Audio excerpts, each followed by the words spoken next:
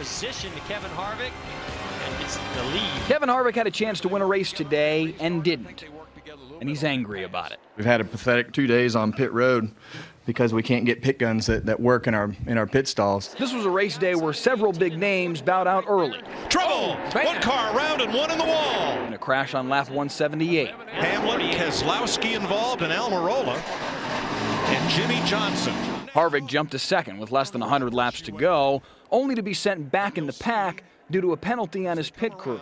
Reaching for the tire. I got it. Oh. And you're now too many men over the wall. You know, today we had to pit under green, got ourselves a lap down because, you know, the pit guns work half the time and then they don't half the time. Harvick's on a mission. Yes, he is. He's been on a mission ever since dropped the green flag. Sometimes he gets sidetracked, but he fights his way back every time.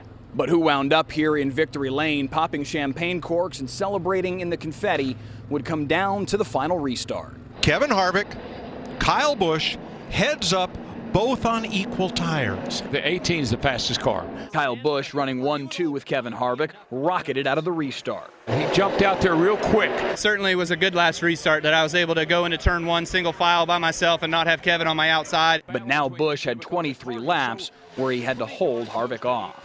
I thought he was maybe a little bit quicker. He could just kind of hang on to my wake a little bit better. Harvick shaved tenths of a second off Busch's lead for several laps in a row. He rushed that throttle. But could never quite chase him down.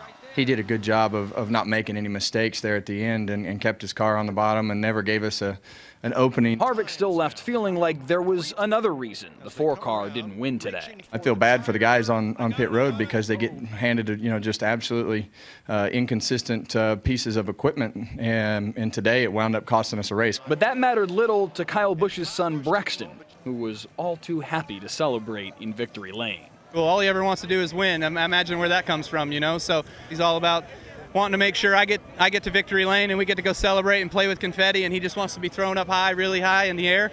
And he says he'll crash every competitor out there in order to get it done. But be careful, Brexton. There's a price to be paid. I'm hoping he realizes how many times I threw him in the air and how many times he's going to have to take care of my diapers when I get old. Good luck, kid. Mike Leslie, Channel 8 Sports at Texas Motor Speedway.